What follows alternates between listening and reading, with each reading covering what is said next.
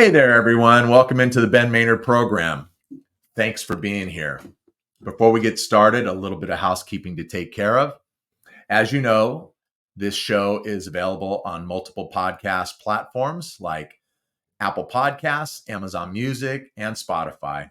Or you can just simply search the Ben Maynard program and you'll have several options to choose from. Just pick your option and there you go. If you can't resist this right here, or this right here, and you're watching on YouTube, please subscribe to the channel. Give me a thumbs up and leave a comment. I love comments. You know I love comments, okay? I like to read those. Also, last but not least, follow me on Instagram, simply Ben Maynard Program. So there are plenty of ways to take in this show for your dancing and listening pleasure. And with that, I'll quickly recap the last episode and introduce these two to you. How's that? Last episode, that was Friday Night Live Part 2. Yes, and that actually brings us to where we are today with today's show. Friday Night Live, the first time around, was fun. It was a good time. We had a whole 2 views. So what do? When things don't go as you want them to? You do it again. That's it. Yes. So last Friday we had our second Friday Night Live and got up to, I think, a whole 5 viewers. Yes. We more than doubled the audience from the previous week. It was a ton of fun. And I put out a phone call to my niece Lisa, which you all heard, which brings us to today, because she sent a text message, if I'm right. You are. Yes, she sent a text message to this beautiful lady right over here across the table. And what did she do? She called into the program, called in, did what she was supposed to do. So it is my pleasure to introduce to everyone out here Fab and Big Sexy Sean Hector. I welcome you to the program. Thank you so much for being here. Thanks for having us, Ben. No, it's great. It's great. And this is going to be a ton of fun. But I have to start with you, Fab, okay? Because ladies first. well, she called in last week, okay? So how did that exactly work? Lisa sent a text message and then what? Lisa sent the text and she said, I want you to call in, call this number, call into the show right now. She said, if you call in, my uncle has to take a shot. Okay. I called in and I had no idea what to say. Yeah. So I was like, hey, I'm not calling to borrow money or anything. No, that's right. That's right. You did say that. I'm not calling to borrow money. And it was funny. I wasn't sure. Honest, I was crossing my fingers and I was hoping it was just some random person. And it was really, in theory, because I didn't know you. I didn't meet you really until over the phone last week. But I was thinking, gosh, okay, it's got to be some person out there that doesn't know who I am, never seen the show, popped up, whatever, and they're calling, yes, thumbs up. And it happened to be you, Fab, and it was great. We had a fun conversation, and then Lisa. I disconnected from Lisa because I was on the phone with her. And it's either because I don't know how to use my phone or the conference call function wasn't on. I don't know, people. You know, I'm not that great with this kind of stuff, so I'm not the technical whiz. But then we disconnected and Lisa called back and then she conferenced us all in, the three of us. And it was just a lot of fun. And it was great to kind of get to share with you sort of a little bit about the background of this show and what it's all about. And the bottom line, as I say, a lot of episodes, especially if there's a guest in studio, this show is about telling your story. And that's what I want to do. I want to just talk about your story, the two of you, and how that all came to be. And let's just have a good time. Yes. Oh, by the way, people, my water's blocking it. You see this right there? Yeah, that's it. That's the nasty stuff. That is our Malort. It's been sitting here in studio for the entire week. Haven't touched it. And here's my Captain Kirk shot glass from last week as well. I haven't rinsed it out or anything. So it just makes for better stuff whenever you have to, you have to punish yourself. We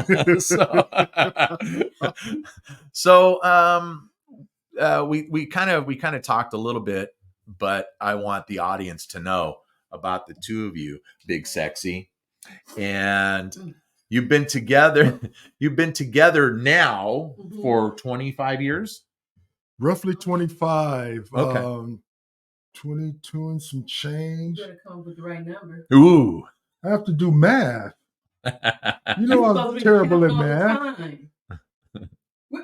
Okay. 25 it is. It sounds like 25. It. So let's go back to the very beginning, okay? Because earlier you had mentioned that when I asked how long the two of you had been together, you said, well, this time, and you said, there was 2 times. So let's go all the way back to the very beginning.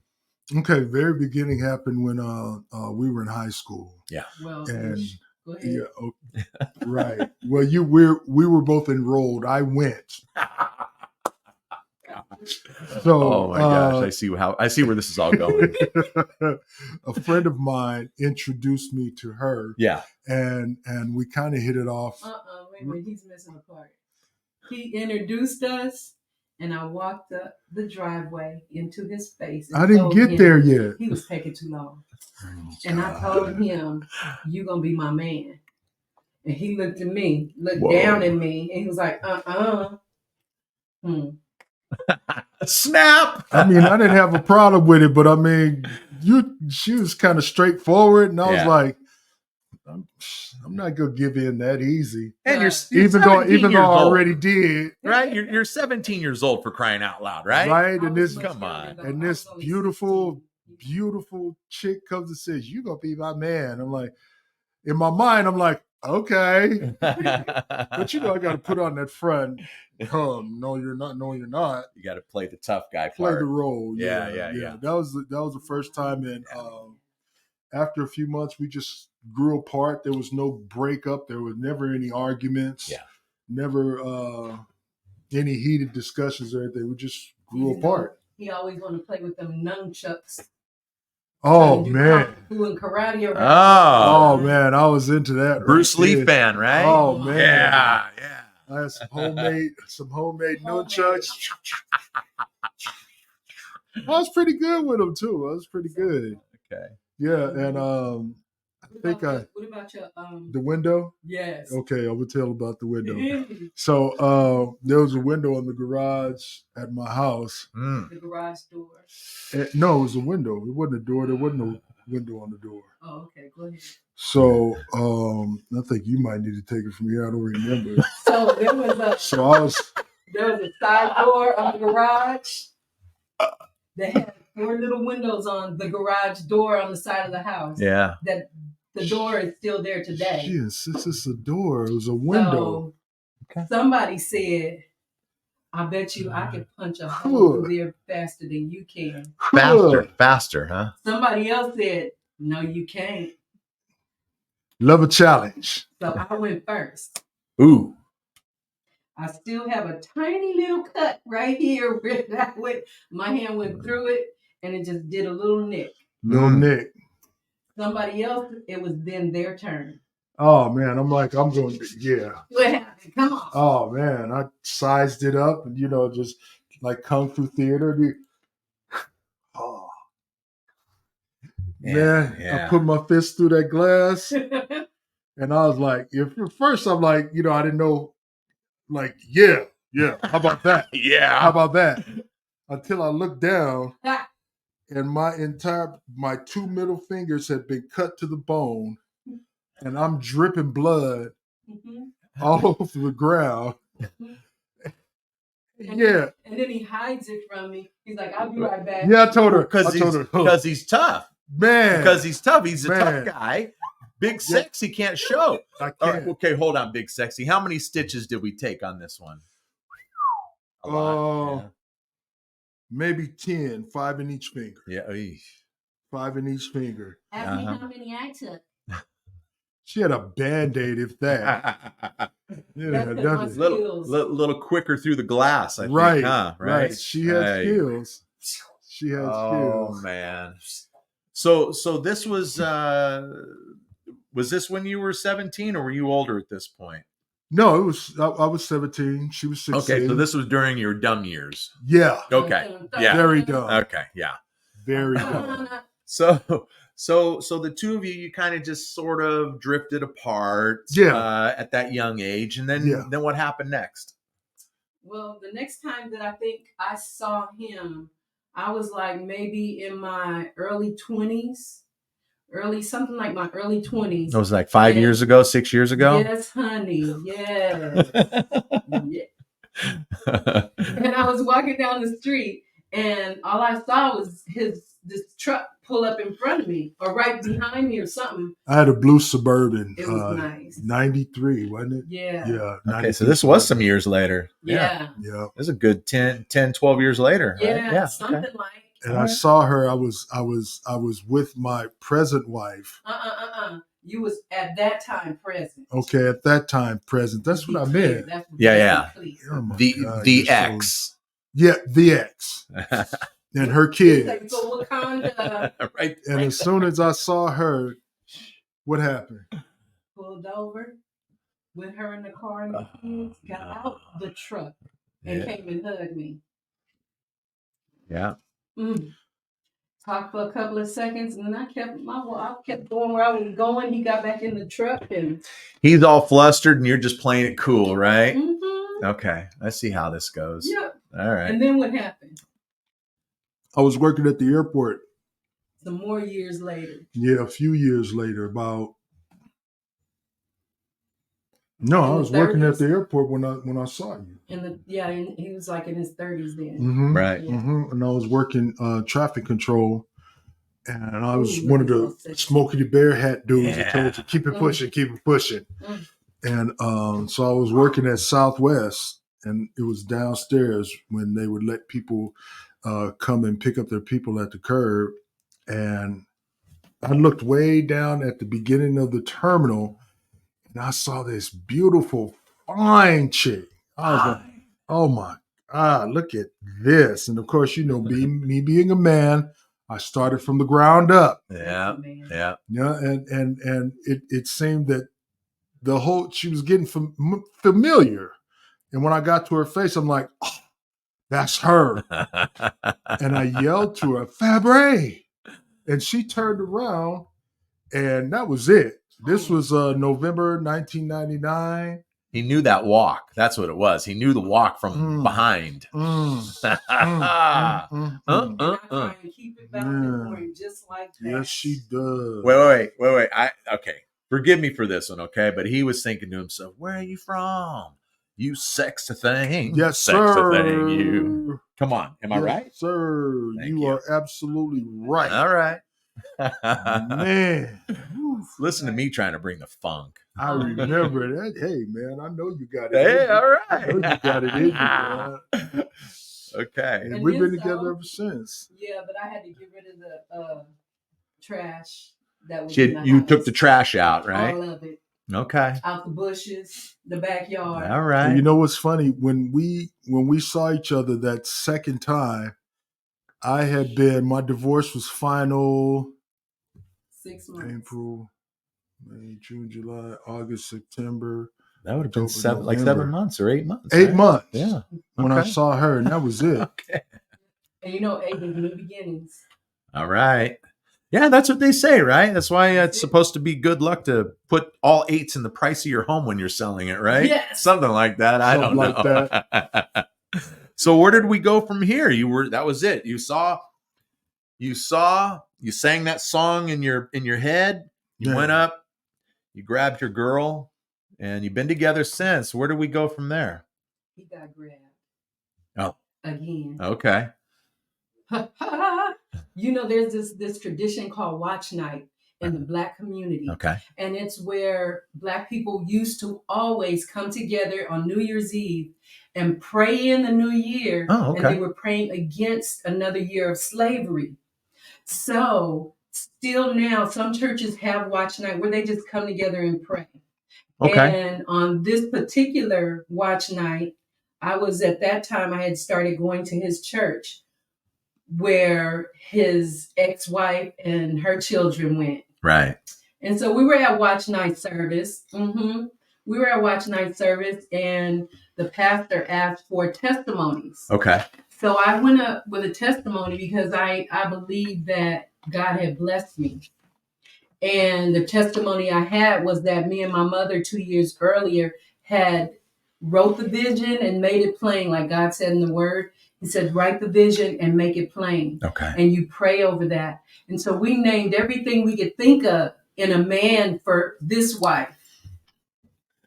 And when I say I truly and totally believe every single thing that was on that list, plus things we hadn't even thought of, was this guy. He checked every single box and then some, right? And added more. And so I'm on the microphone and I'm telling the testimony about this.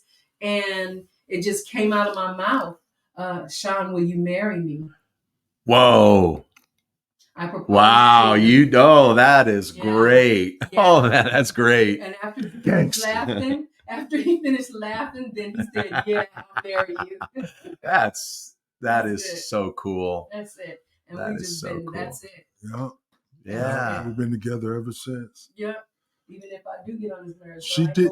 Yeah, well, now you got to take the good with the bad. All of it. Yeah. All of it. Well, isn't that great? We have two couples in this house, a couple and a half right now in the studio, but two couples in this house that are so feeling the same way, so blessed to have been able to find one another and make it work. Mm-hmm. And like you said, just checks all those boxes, and then some. And it's a rarity when that happens, but when it does, you've got to recognize it. You got to hold on to it. You know where it came from, and it's so many people that they're looking for, and then they're even tolerating less than they deserve. Yeah. And male and female. Yes, no, you're absolutely right. And I feel bad. It's a lot of times my husband and I are driving down the street and we see different situations. Right. And I just pray for them right then. Yeah. I do, because you can see a lot of pain sometimes in people. And for me and my husband to have lived our lives like we have and been so happy together and fulfilled in our marriage. Where it's no games, no manipulating, none of that. It's just communicating, laughing. Even if we get mad, we do our mads last for like 10 minutes. Okay. To I think the longest was 4 hours. No, 48 hours. Yeah. That's the longest you stayed mad at Big Sexy was 4 hours? He bounced by and I was like, okay, never mind. I forgot what I was mad about. That's it. I love it. Oh, I love it. But yeah, but to what you said though, Fab, it's unfortunate, but there are guys and girls out there that are willing to settle for less than they deserve. So much. Just to be with someone, just to have someone. Exactly. And you should never settle for less than you are worth and you deserve. Yeah. No, you're absolutely right. I mean, I know for me, I have said that the time that Catherine and I have been together, and it's coming up on 6 years. Cool. And it is, well, let me back up first. A lot of people say with the next relationship, oh, it's the best until the next one comes along, But with Catherine, this time that we've been together has been the best years of my entire adult life, because with her, it's been completely drama free. No drama. Doesn't mean that, let's put it this way. I get upset with her a lot more than she gets upset with me. It's just not in her. It's not in her DNA. She just lets things roll off like water off a duck's back, and me, it just, things get me, and I'm the hot one, and but it is so drama free. And I think that maybe because we're both the same age, and we were both 52 when we got together. And when you have that much life experience behind you, you know what you're looking for. You know what you're willing to accept and what is an absolute no. You will not accept. And so you can, I believe you can find the right one a lot quicker than when you're 21 and you don't know a thing. Man. You're just as dumb as dirt at that point, and you don't know a thing. So I think that's one of the reasons why it was so easy for the two of us. And maybe for you as well. You're talking a good 16, almost 17 years afterwards, right? After when you were 16, when you were 17. exactly. Yeah. So you had that much life experience behind you, and you knew those feelings. They stayed with you the whole entire time. That whole time. So it all came back, and that's it. That's her right there. That's the one, and there is no other. And bam. Yeah, I was not good at communicating verbally. Okay. My communication was a lot more physical. So oh, Woo. It was a lot more physical. Okay. So when I would get upset with him, which I was short-tempered. Okay. I didn't know how to come and say I'm sorry. I didn't even know he used to do that to me, to the point where I would get mad at him for saying it first. Oh. I did not. He would just come in, baby. And I knew I was wrong. I started it. And he would come, and I didn't know how to forgive until this man really got my life. I did not know. My boundary for that was that's 0. Okay. Not. I ain't forgiving nobody. Oh, wow. This guy right here. That's I would great. get on his last nerve, and he would be so patient. He would just go, okay. Hey. Wow. Yeah. Do that. This just completely diffused the situation almost without even trying, huh? Yes. Oh, yes. I understand that. I do. I understand that. That's great. All right. Let me see something right here, Sean. Let me see your hand. Oh, okay. Wait. All right. Wait. I don't know if you can you take that off? I want to get in front of the camera there. All right, people, I'm going to show you this. Just so you know, it's probably because of this right here that I'm going to show you. Sean and I, we're going to be buddies forever now. Forever. See this right here, people? I don't know. Yeah, there it is. Are we getting it on there pretty good? That is the Raider logo. Oh, let me get back here in front of the microphone. Professional broadcaster here. Yeah, that is the Raider logo. Yeah, and I saw that on Sean's finger, and I thought, oh no, don't tell me that's a Raider ring, and don't you tell me you're a Raider fan. And he said, and I said, I am too. And he looked at me like, no.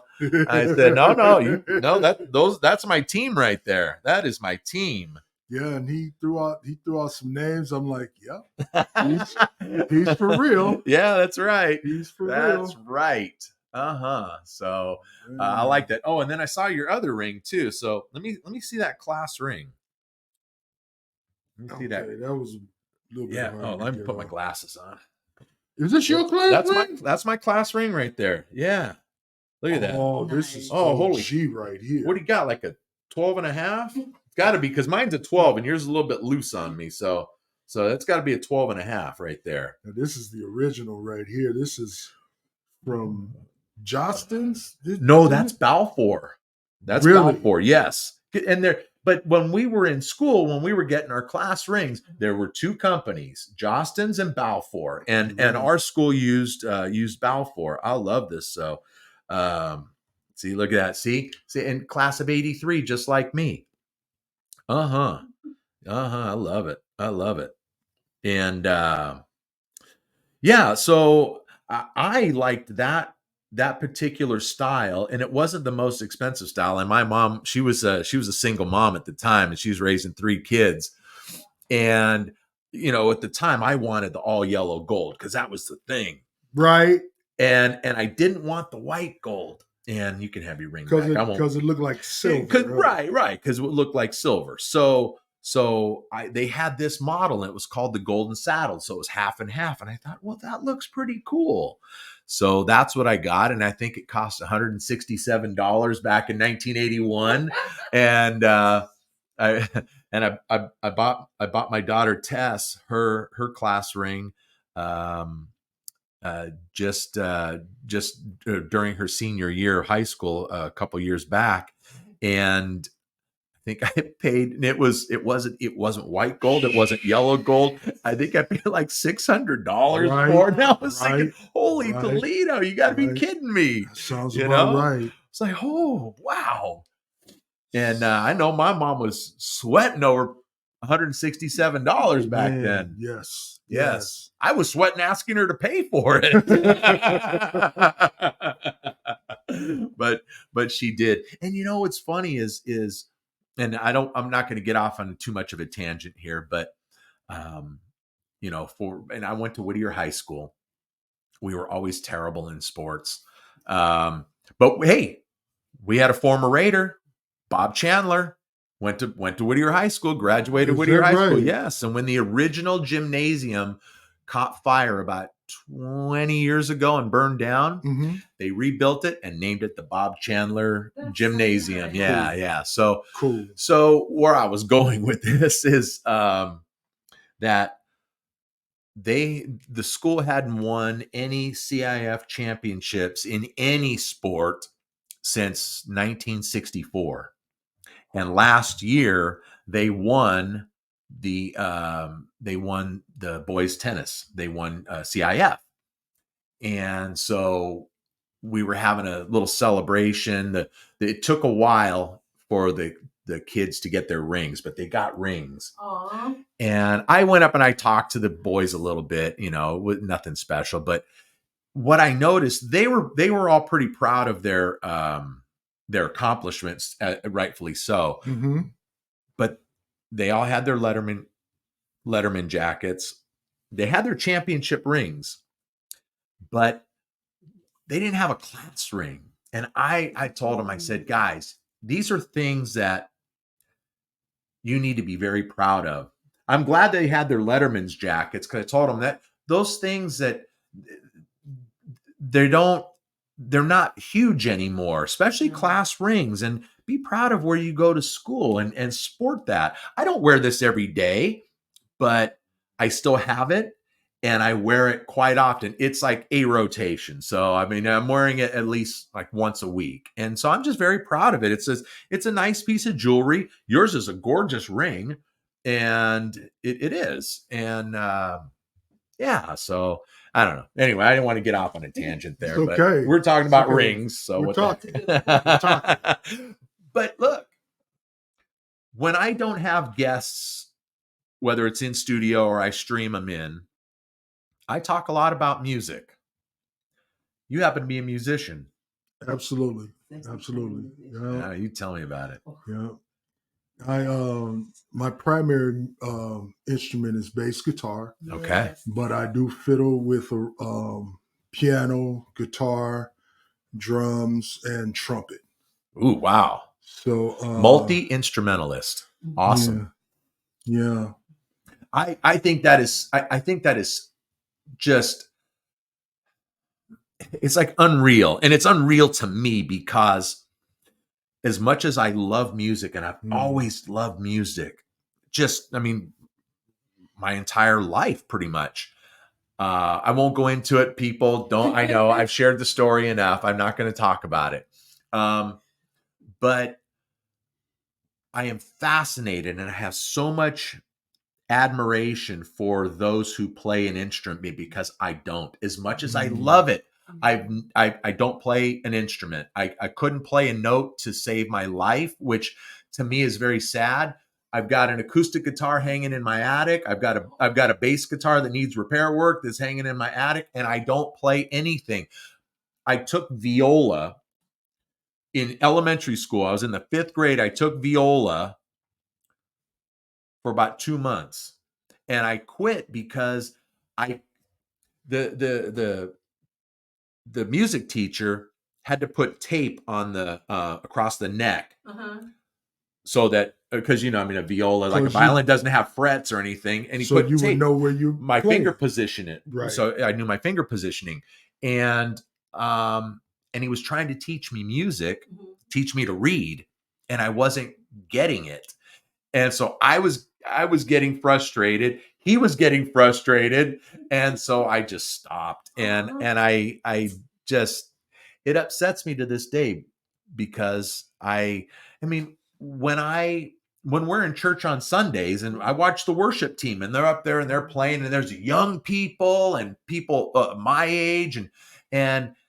I just sit there and I go, man, I just have so much. I admire what you do because you can play an instrument, and then especially if they pick up more than one, oh gosh, it's all over, So I think that's awesome. When did you first start playing, and what was your first instrument?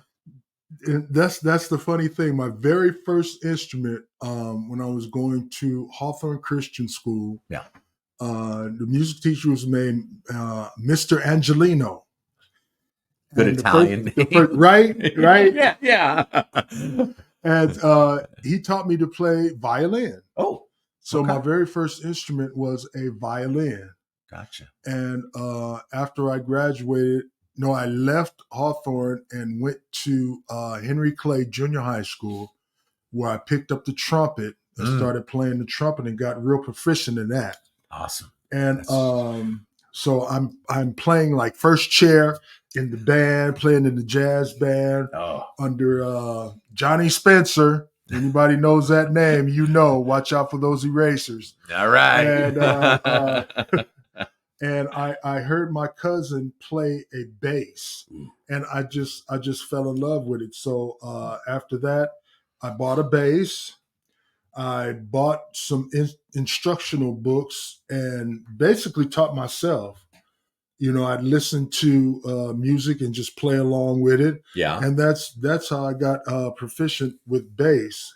The other instruments were just for like necessity. If we might have been in the studio writing a song and we needed a drum beat, I can. Right. I could keep something basic. Some guitar parts, throw that in there. Keyboard parts, lead lines, put that in there.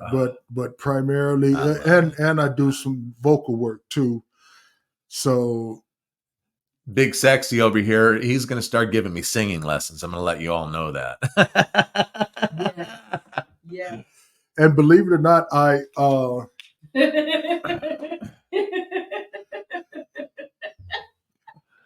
For those who aren't watching, he's rubbing on Fab and she's just giggling. Because I want to know why. She knows where I'm going. Okay. When one of the things we had, my wife and I have had so many first time experiences with different things. Oh, yeah. And one first time experience was her singing. Now, my wife couldn't hold a note in a bucket. With handles. She was like my wife. Tone deaf, off, sharp, and flat at the same time. We'll be in the key of A flat. She's in Z flat minor. It was, and then she would argue with me, then and say, "That's the note I'm singing. It right. That's the note. Right. That's right." I said, hear you. "That is not right, honey. That's not right." Yeah. But after working with her for so long and working her nerves for so long, now she's a proficient vocalist and she can even pick out parts. By listening to a song. Most songs, people will go straight to the heart of the melody. Okay. What they hear most prevalent. She goes directly to the harmony, which is more harder to hear. Right. But she goes right to it now. So she's, yeah. But you should have heard before. Oh, that poor baby. ooh. Patience. When I tell you patience. I'm gonna teach her how to play bass too. Oh man. The first time I picked up his bass and tried to play, he's like, "Okay, baby, this part right there. Now strum." And I'm doing it. It's making absolutely no sound. No sound. None. Could not make it. None. Like I said, I've loved music since I was a kid. Actually, you know what? No, I want you to tell me, since you are a musician, you obviously love music, you play multiple instruments. Tell me about the first time, or the time, or maybe around the time, if you can remember back to when it was that music hit you right there and you fell in love with music.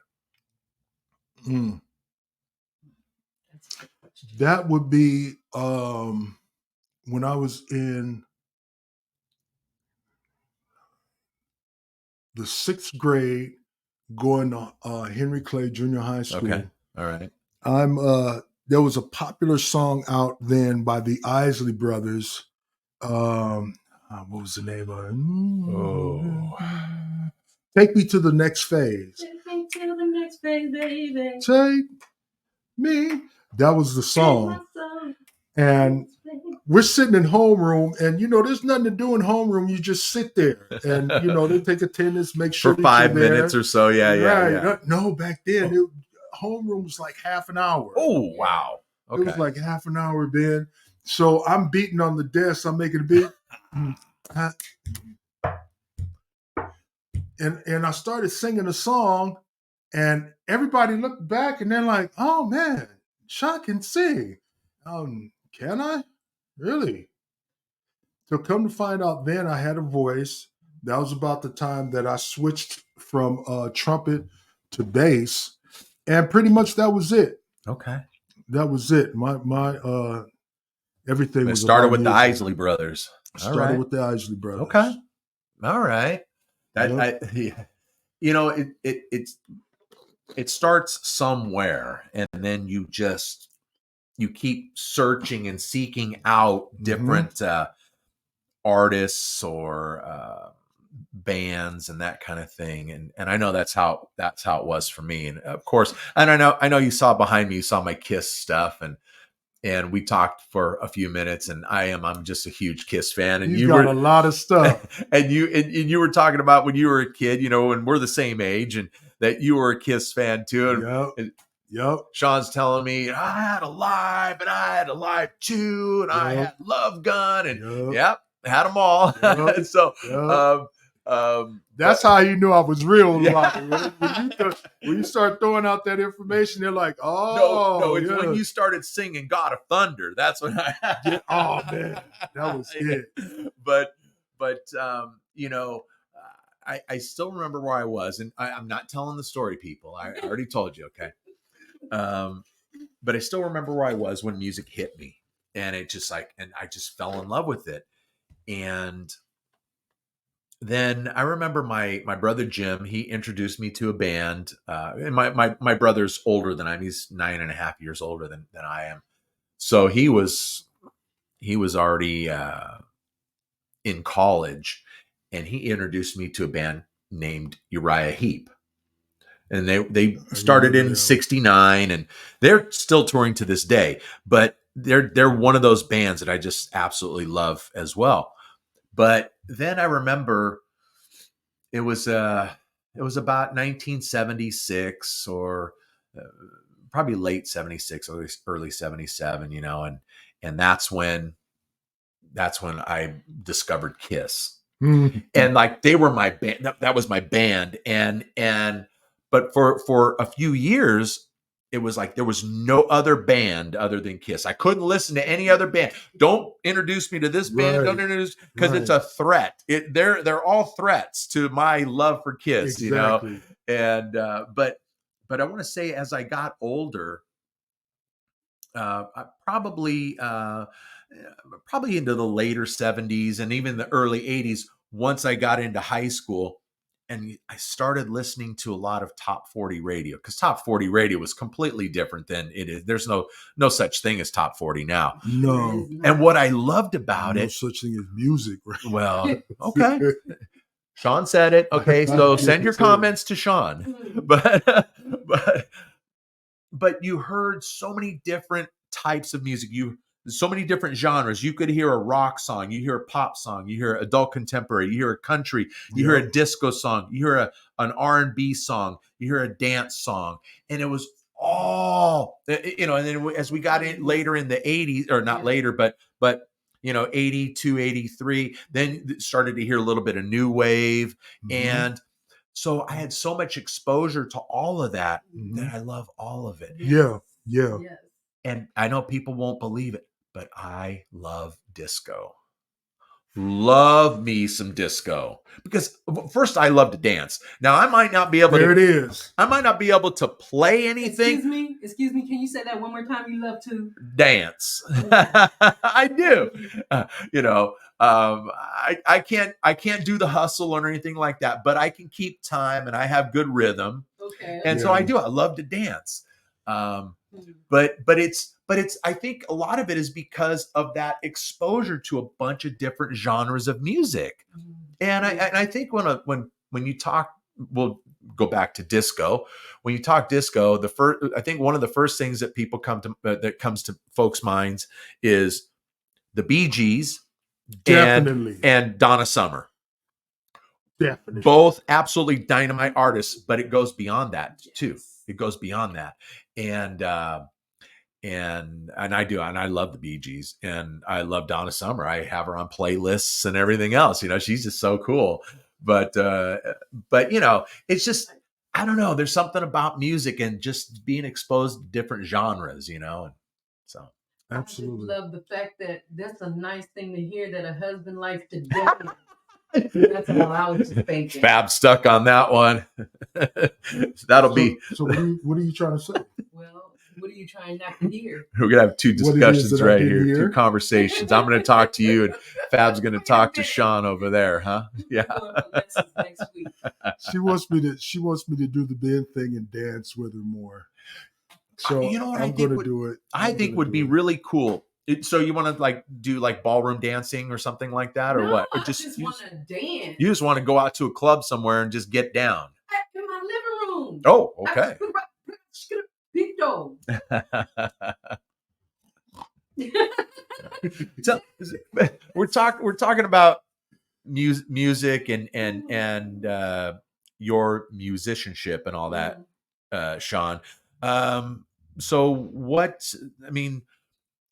do you play in a band currently? Currently, I play I play for my church praise team. Okay. I play for a mass choir, Miracle Mass Choir with Tim Bishop Brown. Okay. And there's also a band that I play with called the G-Funk Squad. So those are my primaries right there. And then there's the occasion that I'll play for another ministry that I'm affiliated with, Open Door Worship Center. Okay. So I play with them, and then different other conferences or engagements that might come up. But those are my three primaries: Agape Christian Fellowship, Miracle Mass Choir, and the G-Funk Squad. Under Tim Bishop Brown. And for those of you that may have recognized his name, what's the song that he wrote, that main song? You got so many. If the Lord. Oh, He's Done Enough. Yes. Featuring his sister, Zanetta Mother Brown. Oh my gosh. If you are not ready for somebody to blow your wig off with some worship, that woman right there. I am so serious. She can hit notes that Jesus is like, okay, that's a little high. Yeah. So serious. Oh, that's great. And they have an awesome something coming up March 2nd somewhere too. But that's the anniversary concert. Yeah. But she looked that up, boy. And somebody, have you ever been in some kind of movie or something, Shawnee? Oh no. Movie. Oh, She's talking about the Mahalia Jackson biography that was on. I forgot what network it was on. It might have been on Prime or Hulu. I don't remember, but it's the Mahalia Jackson story, and it stars Ledisi as Mahalia Jackson. How do I spell Mahalia? Mahalia. Mahalia. Okay. Mm-hmm. That's for people that don't do school. And you said it's a like a biopic? Yeah. Okay. Yeah. I'm gonna. And what were you doing it in, honey? Playing an upright bass. Oh, He looks so sexy. an upright. Yeah. Oh, Yeah. that's yeah, cool. Yeah. No, okay. Is there a difference in how you play that other than the fact that it stands up and, Heck yeah. is it really? Absolutely. The fingering is so much different. You have Okay. to be so much more precise with the fingerboard on a upright bass. It's Really? it's crazy. The where you have to place your fingers. If there's even a little bit to the up or down, your note is going to be sharp or flat. And there's like almost no forgiveness in that than playing a regular bass. None. Okay. None. Okay.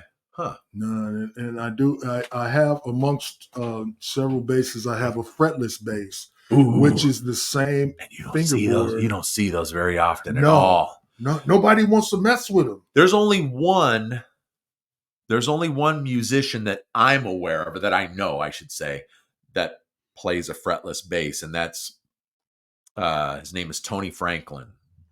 He was in a band called The Firm in the mid '80s. That was Jimmy Page, Paul Rogers, Tony Franklin. I think Chris Slade was in that band also. Then he was in another band. I think it was Blue Murder. That was in the late '80s. But oh gosh, I heard what he was doing now. But yeah, I heard he plays a fretless bass. I'm like, well, how do you figure that stuff out? There are no dots. There are no frets on the fingerboard. It is just smooth and dark. Yeah. And you just got to know your fingering. You got to know your finger position. Like, wow. And I'm getting it. I know a sexy guy that does. I love this. That is my biggest cheerleader. Hey, great. Even when I don't think it's possible, Yes, it is. Yeah. Yeah, you can. Yeah. I think that's awesome. You keep going. That's just the best. Okay. Mess it up one more time and then give up. Can't give up then either. No, that's her. She has pushed me and pushed me and pushed me. Well, Uh-oh. Okay, so now, Sean, you weren't with us last week, but because Fab called into the show, and I had put the call out to the audience that anyone who called into the show, I was going to take a drink of this stuff right here, this Malort. And for everyone, again, for the newbies and for the not so newbies, this is Jepson's Malort. It's out of Chicago. It is the worst tasting alcohol.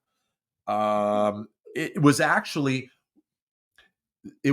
I believe it was created during Prohibition because, remember, you couldn't sell alcohol. No. So it was created then, and it was sold as medicine. Yeah. It's, there's a lot of different descriptions for the taste of this stuff. But just for you at home that are watching or listening in your car, Fab says, I got to taste that. What's it called? That she couldn't get it right. She says, I got to taste that. I got to know how that tastes. So this is what we're going to do right here. So Fab's going to get her a taste of Malort. I'm not going to let you go by yourself, though, okay? I'm not going to let you go with this alone. That's a big shot there. Oh, no, that's not mine. This is mine. if you want in on some of this big sexy, you're more than welcome to it. But I'm not going to twist your arm because we're not here to get tanked up or anything. We're not here to get tore up. We're just here to have some fun. Yeah. So this is Yeah. you want to? Oh, he wants a little bit of that. Okay. Yeah, I got some Sonic grape slush to chase it with. Yeah. If it gets too bad, there's a nice chaser, and I got 3 bottles of this, so so there you go. And this is in the yeah. Is this Scotty? Oh, I don't know. I didn't see who I poured that. Who's? Oh yeah. Chief engineer, Mr. Scott. I need more power, Captain. That's right. That's right. Good job. She's not going to hold together. Right. She's going to come apart. So, hey, to Malort, okay? Malort team. Yeah. Here we go. Here we go. Ooh. Yeah. I told you. I didn't fake it, Fab. I told you. Did not fake it. No. Oh my gosh. Oh my. Good thing you brought that slushy chaser up here. I'm trying. Okay, Yeah. Wait. It's that bad. Oh God. Yeah, that aftertaste is even worse. It stays on your tongue. Yes, it does. Yes, it does. does. You know what that tastes like? Remember? Medicine. Yes. Remember 3 6s? Oh no, this is worse. You know what I describe it as a mouthwash that has gone bad.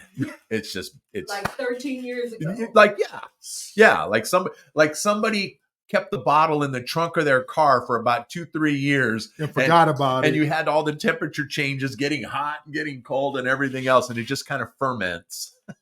Oh. You asked. I won't be asking. Yeah, no, yeah. That okay. That is That's nasty, dude. That's nasty. Well, I like to play games with it. I mean, I didn't create the Malort challenge, but I like to play the Malort challenge. Oh, and I think I got away with it one time with my family, and once was enough for all of them. They said they weren't going to do it anymore, and I said, but it's just for fun. But that stuff is nasty. I said, then because what we do is it's kind of we involve a little bit of trivia. And if you get the answer wrong, you've got to take a shot of Malort. Well, then the key is don't get the answer wrong. Okay. Just get it right. Am I right, people? Get it right. That's what it is. Yeah. And that was an actual medicine they used. That's what they used. Yeah, I guess. Yeah, that's the story that I hear. Well, I expect to fight COVID for the next 10 years. I'm saying. Yeah, that's it right there. Oh my goodness. Skip your booster shots, people. You don't need any of that. This That's right right. here. You need none of that. Malort is. You need none of that. Yeah. Yep, just get some of this right here. Vitamina Vegemin. That's it, man. You know what? I just have to tell you, you are just so fun. You are so doggone fun. I'm fun with a capital F. Yes. Yes. Yeah. It's nice. I'm just really, it's an honor to even just come and just hang out. This is so fun and cool. And Look, it's a pleasure just to have the two of you in here. It's a pleasure to meet the two of you, to meet you face to face, because we kind of met last week, Fab. Yeah. But to meet you face to face, to have the two of you in here, have you on here talking a little bit about yourselves, sharing a little bit about your story. It really is. It's a pleasure. It's an honor for me. I feel blessed that you wanted to do this. And that's what it's really all about. I say it over and over again, and I'll never stop, because even though my audience is small, it is growing a little bit. Okay.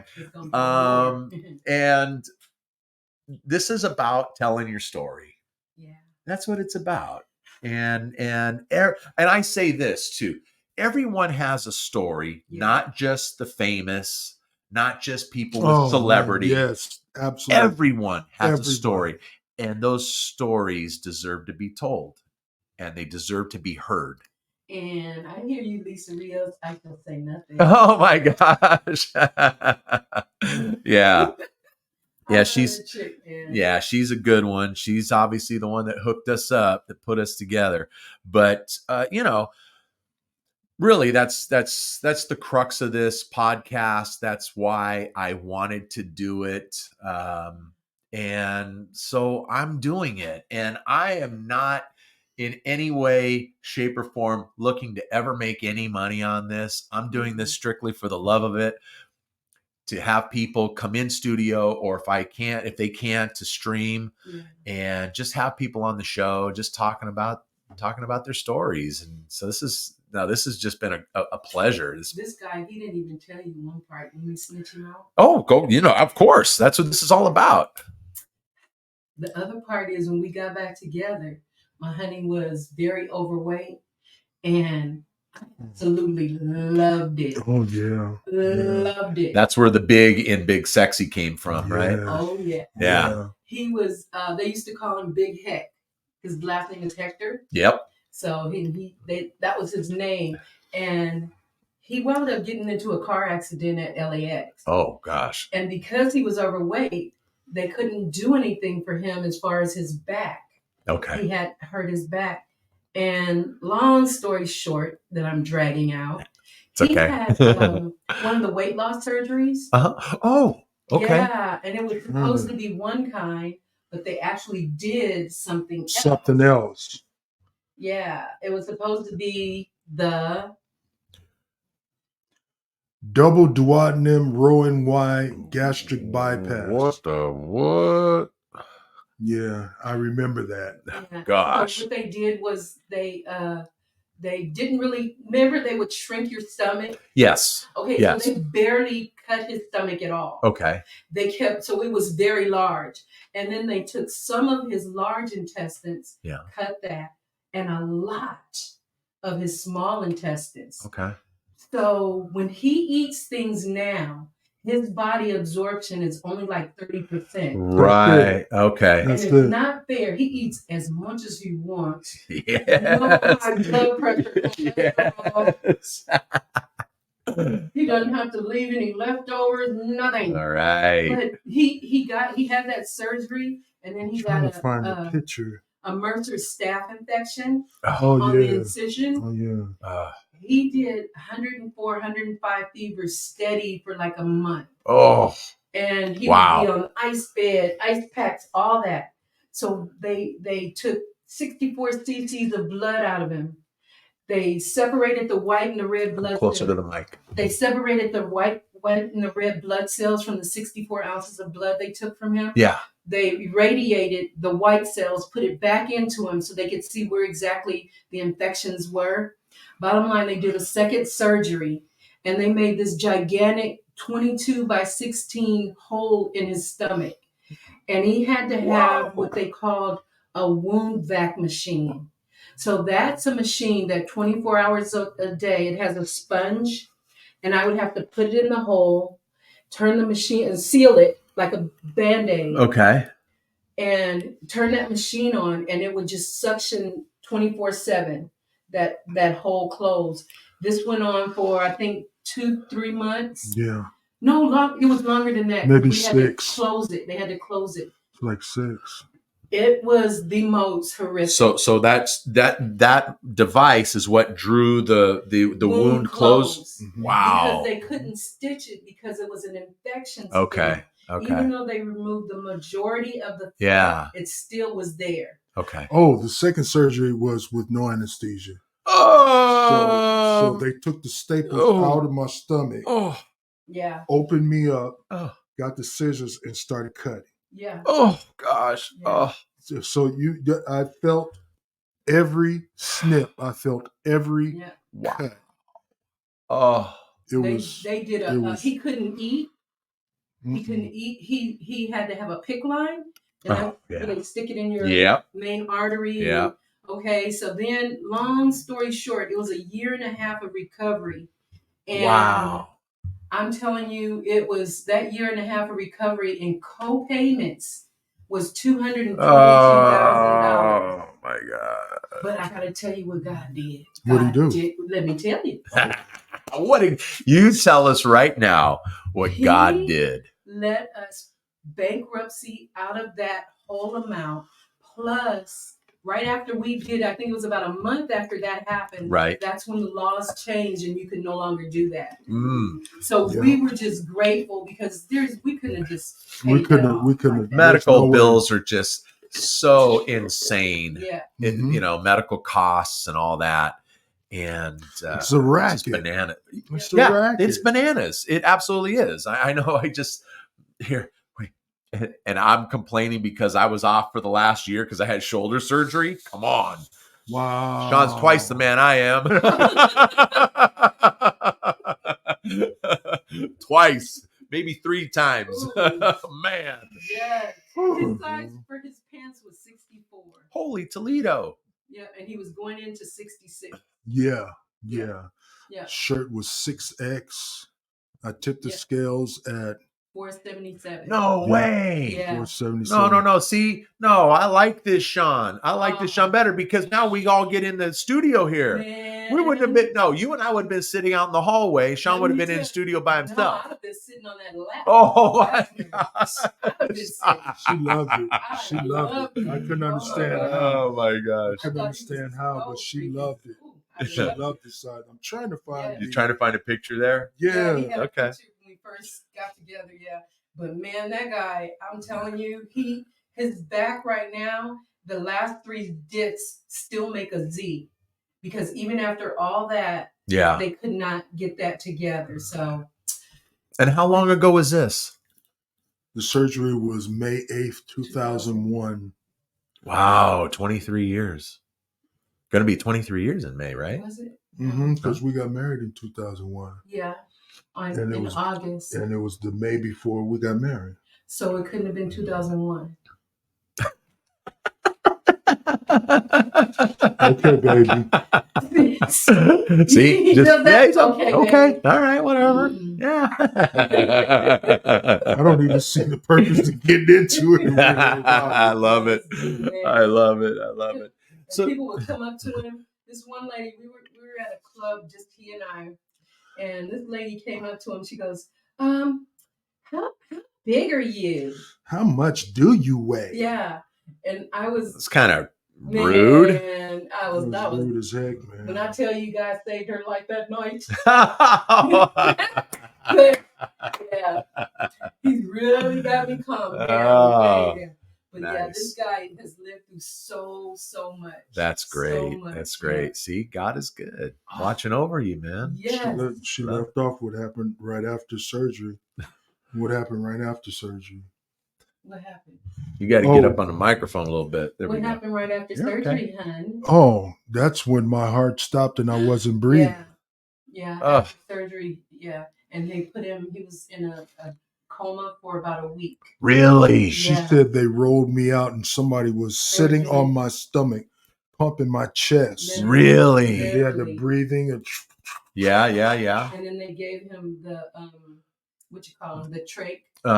And that was it. And he was, like I said, he was there for a week and a half maybe, and then he that trach that it started to come out. And it came out, and me and his mom just stood at that door and just prayed, and they were trying to get it back in, and they couldn't get it back in.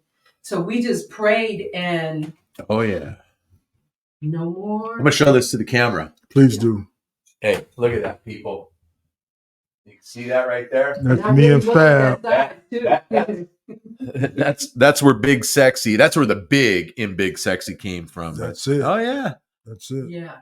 That was my honey. That is you, Fab. Yeah, man. Only 4 sizes smaller.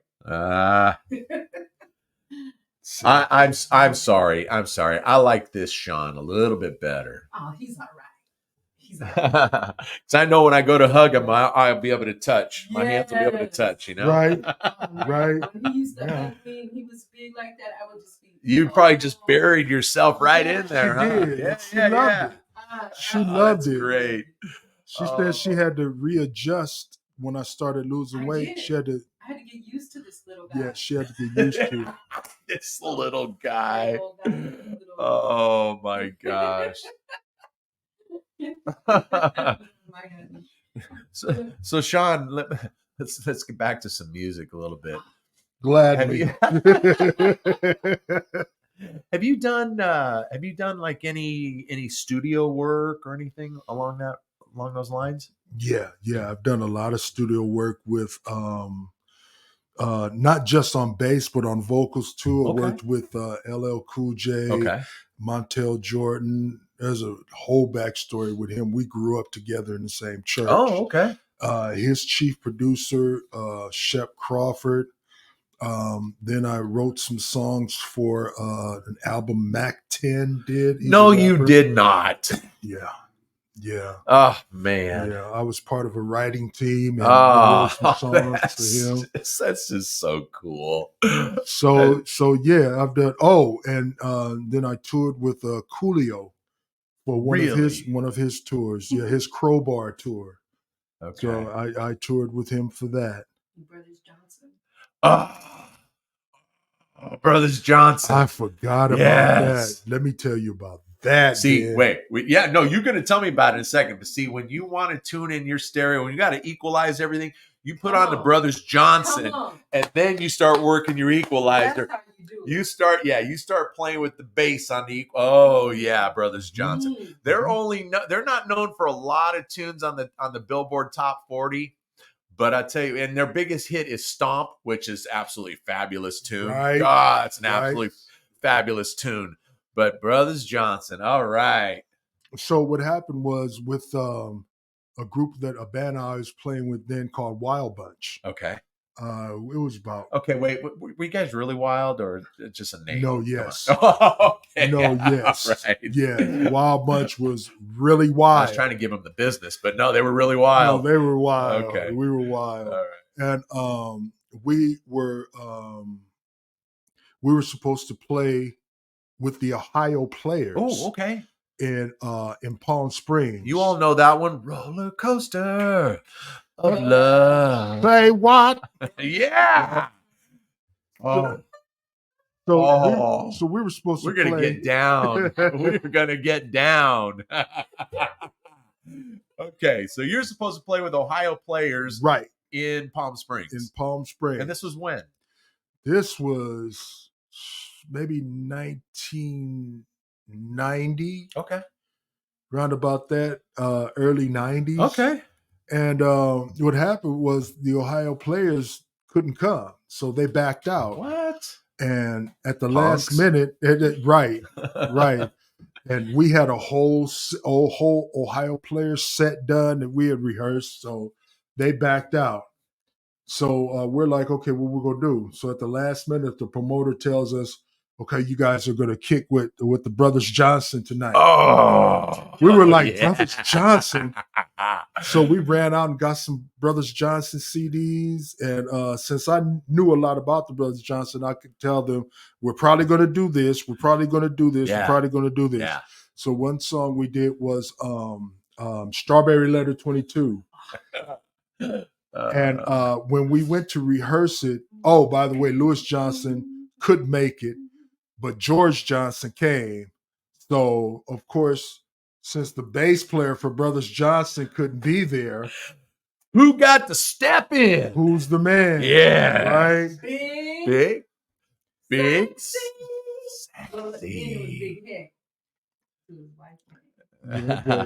But yeah, go. Keep talking about it. Yeah. So we started practicing with George, and I'm playing the bass line, and he's like, "Who's that on bass?" And everybody, like, they practiced it. That's Big Heck. And he was like, "Okay, Big Heck, you playing it wrong." I'm like, "What?" So he goes and he plays it on the guitar, and I'm like, "Oh, that's how I went." So when I learned how it actually went, I played it. And he said, "You sound just like my brother." Oh, there you go. That was the greatest compliment then. That was the greatest compliment for him to say that I sound like Thunder Thumbs Johnson. Nice. Now that's a lesson to you, Ohio Players. Don't ever don't ever mess with the Wild Bunch. Okay, you see what Told happens? Told you. Yeah, You missed out, buddy. That's awesome. Sugarfoot. That's awesome. That is Yeah. so cool. Oh, that's so A lot cool. of stuff I've just forgotten. Wow. So what other? Okay, there's, as far as I know, anyway. Remember, I'm not a musician, but as far as I know, playing the bass, there's like 3 styles. You can play with a pick. Right.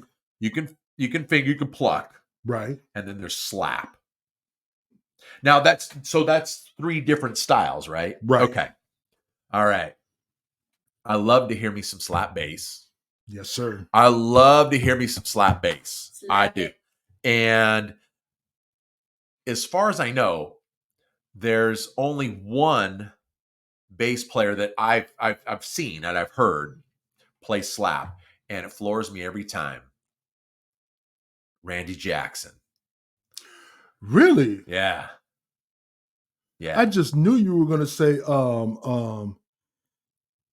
Not Larry Graham. I knew you were going to say that. And I knew you were going to say Larry Graham. I knew you were going to say Larry Graham. And Larry Graham was known for his bass playing. I didn't know he played slap, but he was known for the work that he did in Parliament, right? Or was it P Funk?